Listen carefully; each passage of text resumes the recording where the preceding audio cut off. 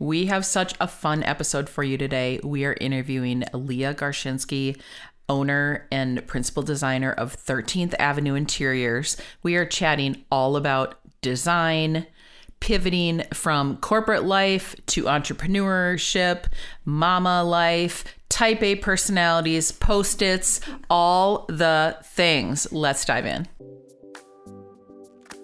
You're listening to the Girl Get Your Face Off a Bus Bench podcast, where we invite you to check your ego at the app, grab a cup of coffee, and get ready to dive into all things real estate marketing, social media, friendship, hardship, love, money mindset, and all the things that celebrate you as a badass boss babe. We're here to encourage you, show up for you, give you a loving kick in the pants when you need it most, and be your soft place to land on the hardest of days. So pull up a seat at our table and get ready to be inspired and start living your best life by design. Welcome to the Girl Get Your Face Off a Bus Bench podcast. We are so excited you're here. Okay, girls, let's dive in.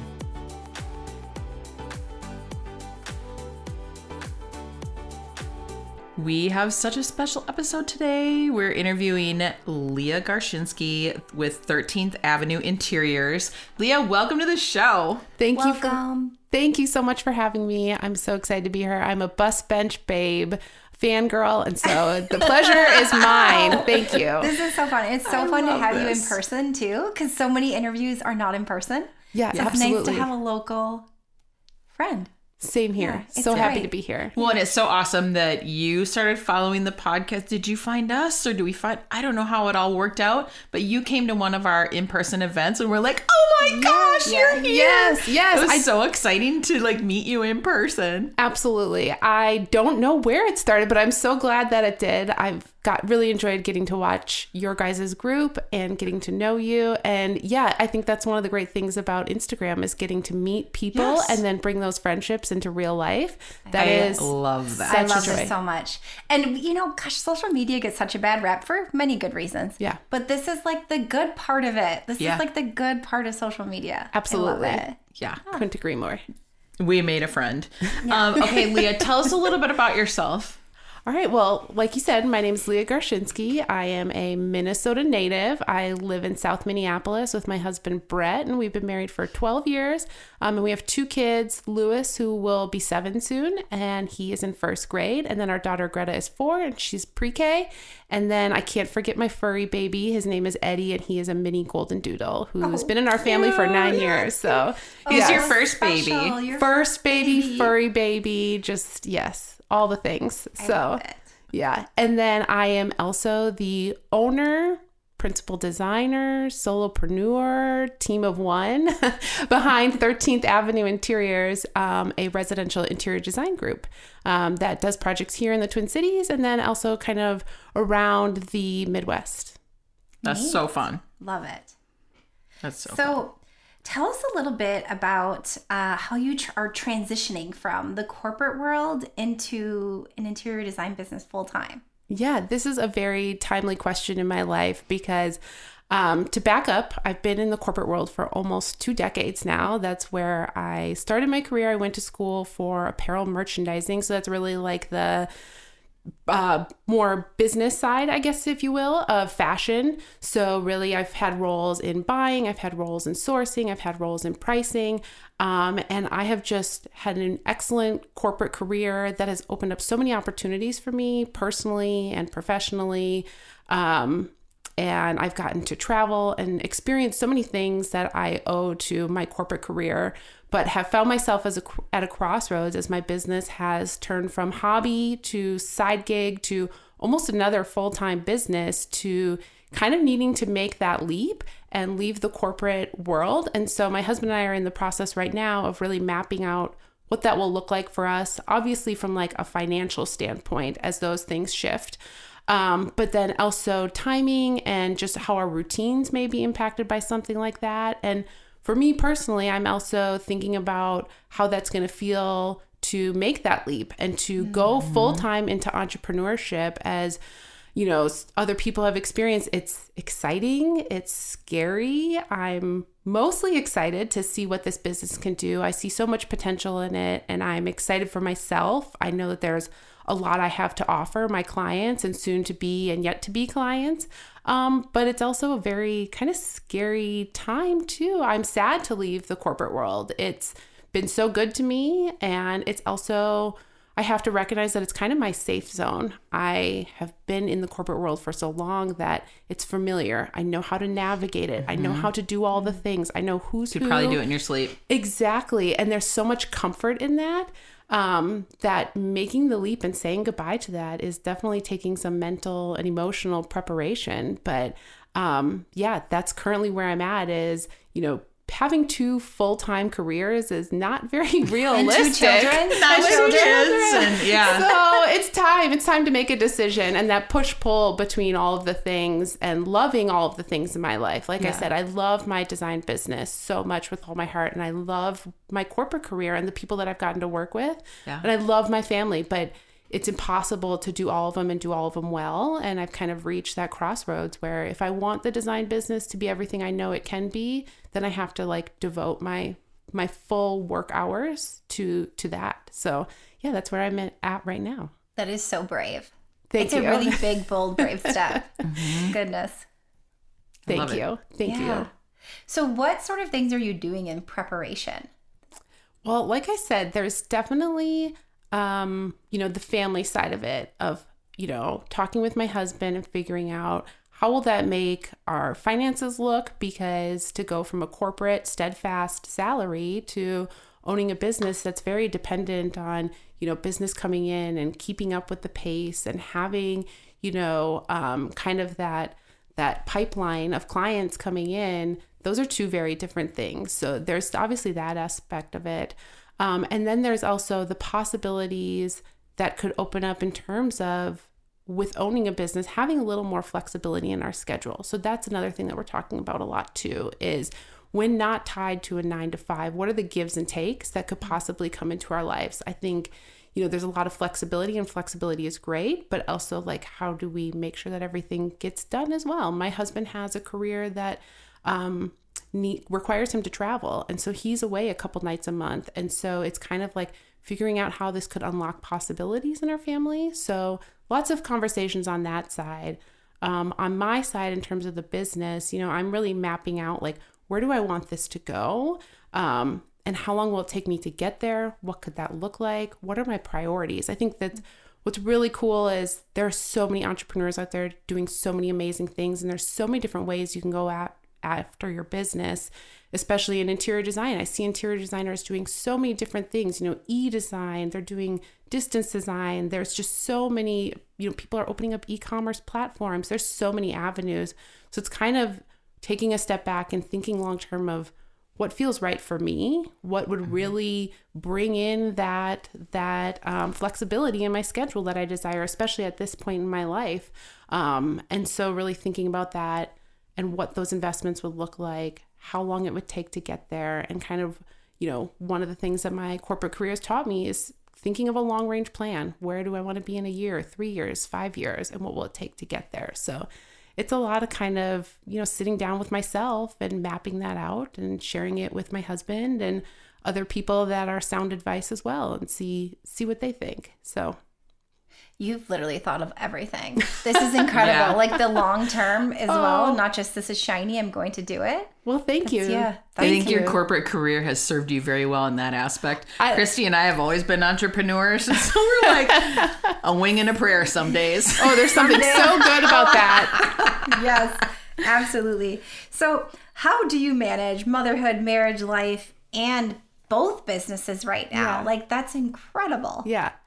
Well, it's a lot. I will say that, but I love all of those things. Like I said, I love my design business. It is a passion. It lights me up. I get so excited when I have time to work on that, and I make time to work on it because I love it. And then, like I said, I do love my corporate career. I love the people that I work with, and it goes without saying I love my family and I love spending time with them, especially as my kids get older. It really feels like as they grow into being the people that they are, it feel so drawn to spending more and more time with them.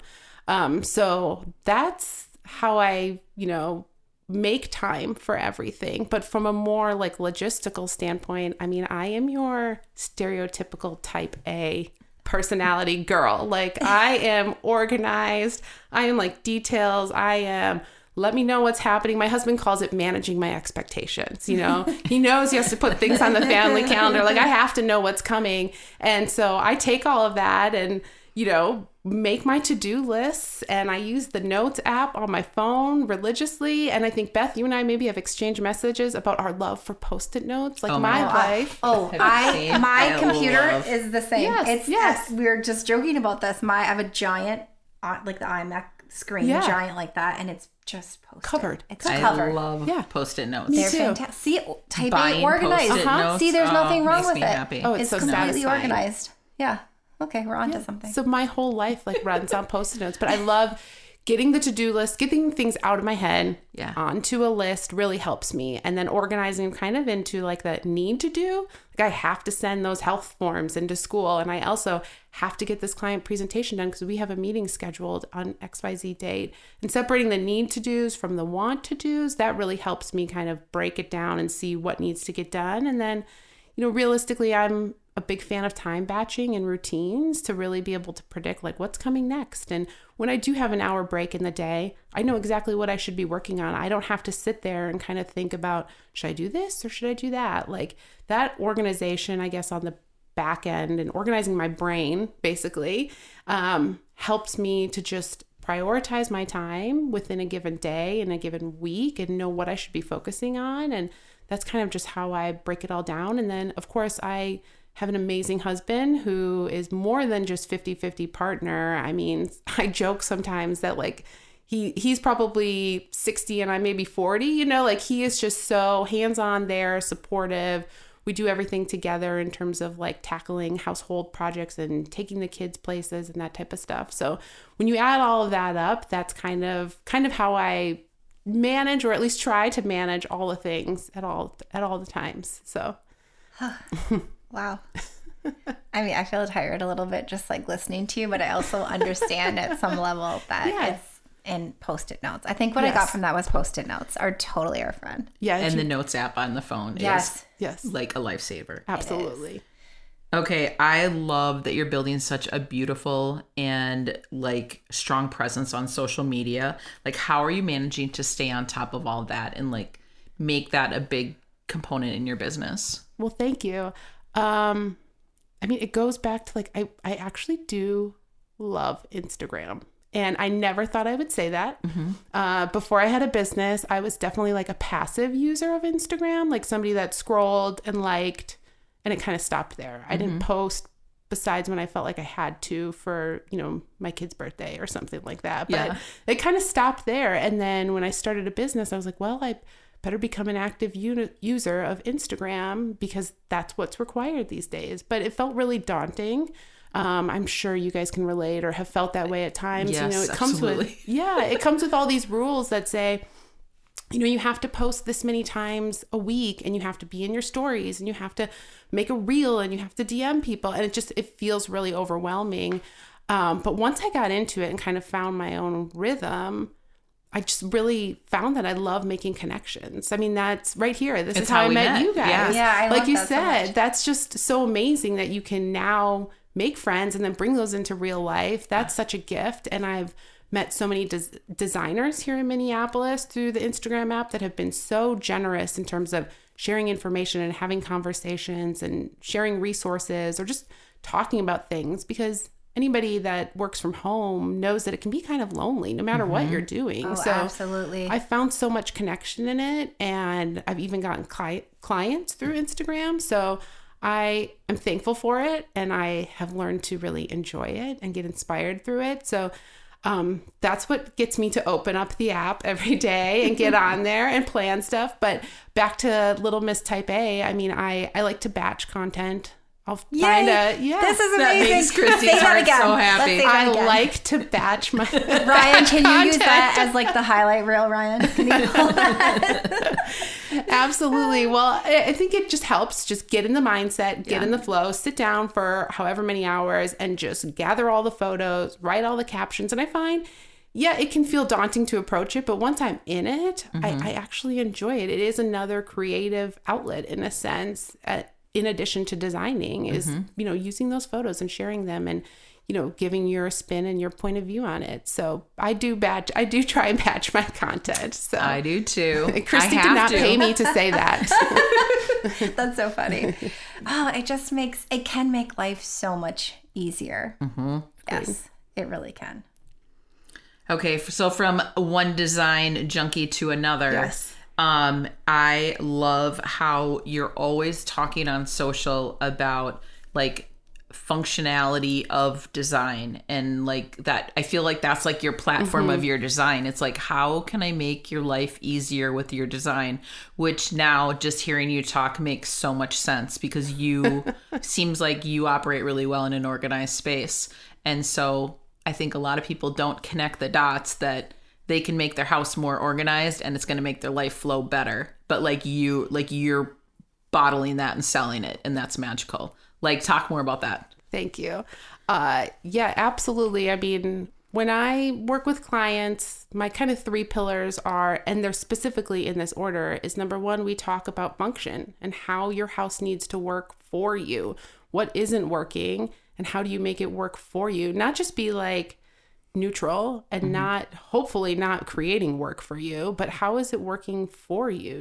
Like how are those rugs super durable? How is that fabric going to withstand dirty hands on it and that kind of thing? That is really, the first thing that I always want to talk to clients about is like, what's working here? Like from a day to day, day in, day out, touching things, moving things around, walking in the door, walking out the door. Where is everything landing and how does that work? And I think that's the most important thing because it's one thing to have a house that's beautiful, but if you have to tiptoe around it or constantly be fluffing it, well, then that's not fun. Your chances are you're not enjoying that or not doing it. And then you're not really realizing the beauty of your home. So I always start with function, and that's the most important thing to me. And it's kind of evolved into this design ethos of, I like to say classic style with modern sensibilities. And to me, that's classic style as in like, what's classic to the client? Like, what is something that they love today, that they loved yesterday, that they'll love tomorrow? Like, what is that thing? Because designing your house, decorating your house, renovating your house, wherever you're at, it is an investment. You are going to spend money on it. And I don't care if it's a $500 rug, a $5,000 rug, a $50,000 rug, for crying out loud.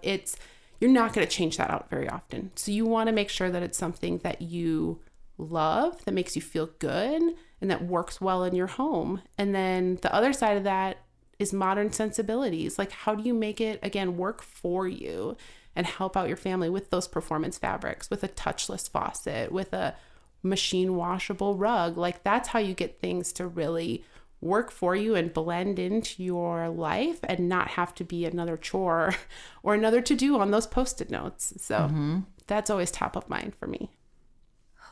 Machine washable rugs. Yeah. I'm a fan. They're a Over gift. Here. They're a true gift. It's my favorite thing. I'm with you 100%. Yeah. How are you able to find your client's vision and make it come to life for them? Like, how do you do that? Ooh, that's a really good question. For me, it always starts with like images and photos, things that clients have saved. So that might be a Pinterest board. Oftentimes it is, but it also might be screenshots, things that they've seen on Instagram, things that they've torn out of a magazine. I recently had a client actually send me a link to an Airbnb that she stayed in because she was like, this is my dream, That's so I clever. love that idea. Yeah, she stayed, it's beautiful. It was down in Miami, I want to say, and just colorful and bright and just, it totally reflected her personality. And it was like, I get you. But it always starts with images because I think it's really hard to put looks and feels into words. So once clients kind of share those images with me, then I can kind of use my design eye and filter through them and see the commonalities in them and see that theme that's kind of carrying through the things that they like. And that's when we can start the conversation of like, So I'm seeing this in your photos, these aesthetic things that carry through. Maybe it's, black hardware or, white walls or whatever it is. We can start talking about those things.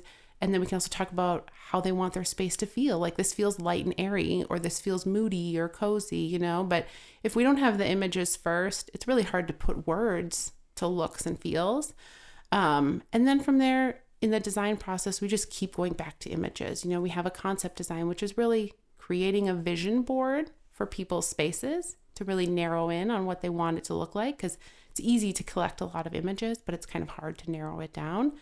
And then as we select product too, it's just constant conversation and just making sure that I'm reading and most importantly, listening to them. I think that's the most important part, is to listen to verbal and nonverbal cues from clients to know what they're attracted to and maybe what they're not. That's really interesting. So is there a lot of homework beforehand then with your clients? Like, is that how you start with the Pinterest board? And like, what is that initial? Yeah. Like, what do you initially do together? Initially, I will ask them for a Pinterest board as part of kind of the onboarding process, in addition to seeing their space in real life. We always meet first on Zoom. That's just a casual get to know you and see if we're good fit for each other. But then once we get into a project together and I visit their home, I am asking for images. And I find 9 times out of 10, people already have things collected. So it's a pretty easy homework follow-up of like, share that with me. Share with me what you've collected. If you want to narrow it down, if you want to edit it, feel free, but like share with me what you've collected. And that usually goes pretty smoothly. And then from there, my goal for every client is to take the work, the time investment, the stress, the project management off of their plate. So once we get through that initial step of getting their images, walking through their space, having a really thorough, like, get to know you and get to know your space, then from there, that's really where I run with the project. And I tell clients, now it's just going to be fun for you. Like, now you just get to check in when there's beautiful things to look at and to talk about, because that's why you hire a designer, I believe, is to get those projects done, to have fun doing it, and to just get to enjoy your home to its fullest and not sit, at your kitchen counter and look at all those, I want to do this, I should do this, that kind of thing, because you could drive yourself nuts with that. And I've been there many for like 2 years, our never ending remodel. Oh my gosh. 100-plus-year-old house. The list. Yeah. Oh, yeah. Oh, goodness. What does an average day in the life look like for you in like when you're in design space? Like, what does that look like? Yeah. Well, this year I've been trying to teach myself to enjoy getting up at 5 a.m. And that I've learned to really recognize that getting up early gives me space and time to take care of myself first. So I'm not pouring from that empty cup. So I get up at 5 and I like to work out right away. And then I am so excited to open up my laptop and get into design mode and to just like start doing creative things. And it's a really beautiful time because the kids are still sleeping and the house is quiet and I can just kind of get into that flow mode. And I'll do that. And then at least until the kids get up. And then that's when we do, family breakfast, get dressed, get ready, all the things. I'm trying very hard to put the phone down during that time. I think that's one thing as many of us struggle with is like, put the phone down, be present, that kind of thing.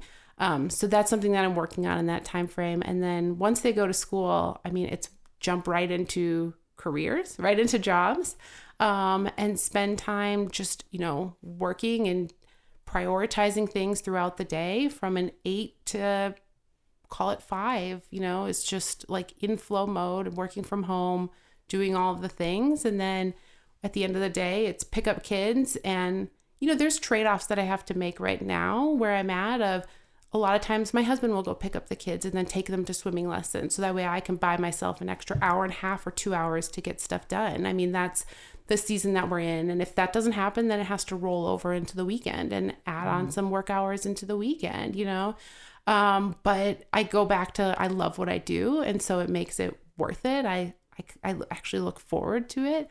But then when the kids are home, again, I try to really shut it down, shut the screens down to give myself a break, because if I'm trying to multitask, and I used to pride myself, by the way, on being a multitasker, now it just makes my head spin. And I'm like, oh, that was not productive. I didn't get anything done. And I feel stretched really thin. So that's how I try to end the days, is like screen free as much as possible. And then I love going to bed. I'm in bed at like 9. It's my favorite part of the day. So I'm early to bed, early to rise. But Same. That's how we are in our household as well. We've gotten off the early bed track. We need to get back on that. I'm like, I love, like, there were times during COVID where Mark and I would go to bed at like 7:30, 8 o'clock in the summer in 2020. And he's like, the sun is still out. And I'm like, you and I are crabby and we're tired. If we had children, we'd be putting them to bed right now. So why don't we just go to bed? Absolutely. So we're both like passed out in like 4 seconds flat. I think there was just like such an emotional load. You're like, I just need to go to bed. Yeah. Going to bed early is magical. It sure is. It's pretty fantastic. All right. So we're both navigating this mamapreneurship life. How does, how do you do this so-called balance? Like, how do you do this? So the harmony, like, how do you find that? You shared like a schedule, but how do you find that where you feel good in that space? So since my husband and I have had kids, there's 2 things I've had to work hard at, but have helped me along the way. And one is like embracing help, like letting more people in to our lives to help and to carry the load. That has been, if I can lead with gratitude and be grateful for all the people that we have in our lives that are able to contribute, then that makes it easier. Our kids are daycare kids. So as soon as maternity and paternity leave were over, they went to daycare. And that means more of their waking hours are spent with somebody else that's not us. And that can lead to a lot of guilt, and it can make you feel kind of sad, and it could be really hard. But when I spin it and think like, oh, I'm so grateful for people that have invested their careers, their personal time, their energy, their care, and their love into taking care of, our children. Mm-hmm. I'm just grateful for it. I'm gonna so tear amazed. Up. That's such a beautiful way of putting that. Because the guilt comes on either side of it. Exactly. Whether you're the full-time stay-at-home mom or your kid is, full-time in daycare or any in between. Yeah. There's always the guilt. Yes. Of something. It is inevitable. Yeah. So I think just being grateful that have so many people that want to help, that are in our lives, that, and it's not just caretakers, but it's the grandparents and it's friends that come over and will watch our kids and that kind of thing.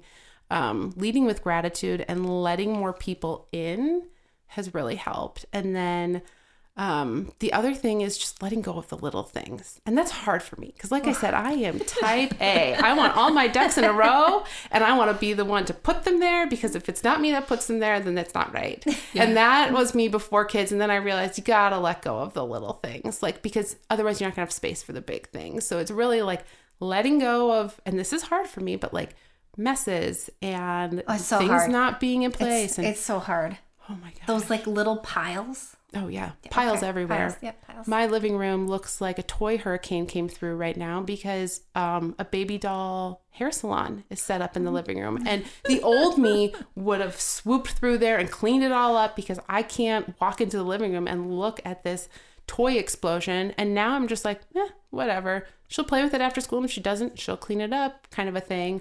But like, they can just be here for now. And so letting go of those little things, not wasting my time and energy on cleaning up all that stuff or putting everything perfectly in its place.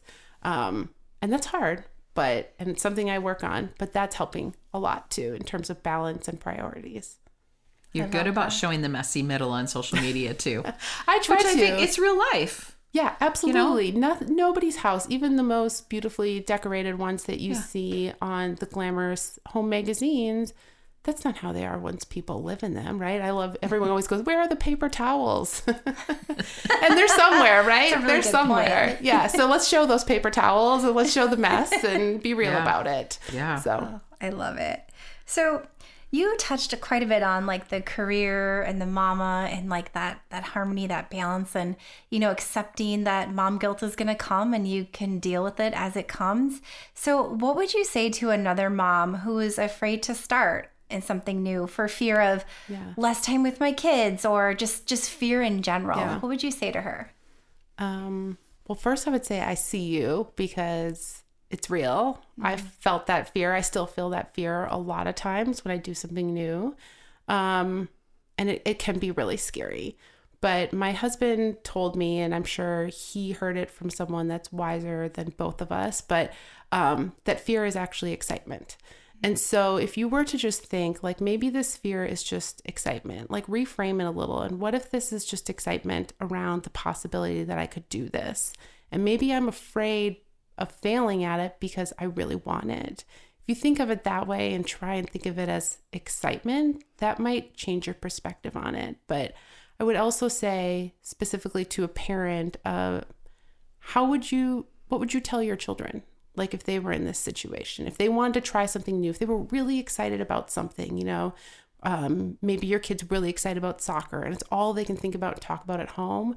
But when you get to the field, they don't want to go out there. They're too scared to do it. Like, what would you do in that situation? Chances are, I'm going to take a guess that most parents would encourage them to go out there and just at least try it. Just try it. Maybe you'll make it 15 minutes and then you'll need to stop and come and sit on mom's lap. Like, that's fine, but just try it. And then we'll come back next week and maybe you'll make it 20 minutes, but you have to at least go out there and try, if not for yourself or setting an example for your children, because, they remember what you do and not what you say. And so it's kind of going out there and modeling it. And, if you do it and you get past the fear and you're like, no, actually, I don't like this, then kudos to you because you tried it and you realized you didn't like it. You'll never have to wonder. And if you get out there and you try it and you get past the fear and you really like it, then kudos to you again because you found something that you're passionate and that you love. I love She's this very so wise. much. You are very wise. Gosh, you're like giving me all the feels. This is so good. I love it. Yeah, you're making me cry, actually. I know.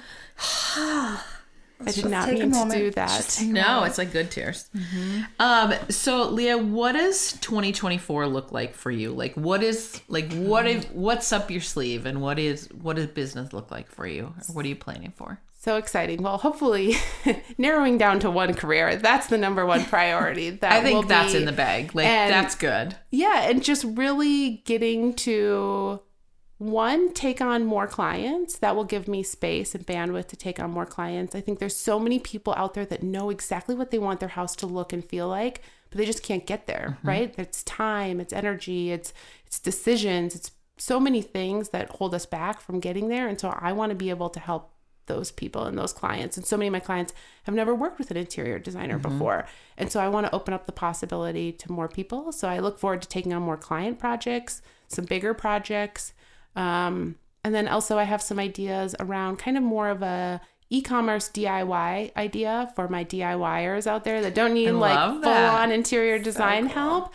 I haven't flushed that out completely yet, but I am, that's one of the things that I would like to tackle in 2024. That's exciting. I can't wait to see it. And I cannot wait for the final before and afters of that cute cabin that you are working on. Oh, thank you. Yeah, we're so close. That looks so darn cute. Oh, thank you. What a great project it's been. Have you seen it? No, I don't know the cabin. I'll share it with you. It's on our social media. Oh, so cute. Last week was a bit old much. paneled cabin. Oh no, I think I And now she's making it freaking adorable. Cool. Where is it? It's Wisconsin. It's in Wisconsin. Sidebar. Okay. Wisconsin. It's in Wisconsin. Nice. It's just basically power of paint. It's a big, big thing in that cabin. Well, and that's like the perfect example where people are like, I don't know what to do, and this is going to be so expensive. Not necessarily. Right. Not if you bring in some fresh eyes that can envision your space in a different light. 100%. Yeah. And then if they can do it for you. Well, then there's that too. Even better. Even better. Oh, I love this interview so much. So can you share a little bit where everyone can find you? Yeah, absolutely. Okay. So I'm on Instagram at 13th Avenue Interiors. And then also you can find my website at 13thavenueinteriors.com. And we'll link everything in the show notes as well. So you can go check it out and become friends. Yeah. You're going to want to become friends with this girl. I know. Let's be friends. Let's do Thank you so much, you guys. So thanks, Leah, for being here. This was fun. It was fun for me to get to know you more, and anyone local or wherever, I think you can do design really just about anywhere, can't you? Absolutely. Yep. The power of the internet, the interwebs. Amazing. The interwebs. This is like 1980. Like 1972. We were talking about pantyhose on the last podcast. We did talk about pantyhose. We did go pretty far back. All right, bus bench babes. Until next time, remember to keep your face off a bus bench and keep being the badass boss babe that you are. Okay, girls, are you feeling as inspired as we are? We're over here cheering you on because you just finished another episode of the Girl, Get Your Face Off a Bus Bench podcast. If you want more, head over to girlgetyourfaceoffabusbench.com for show notes and more episodes. And don't forget to subscribe and leave us a 5-star review. They mean the world to us, and they're what keep us going. Girl, thanks for being here.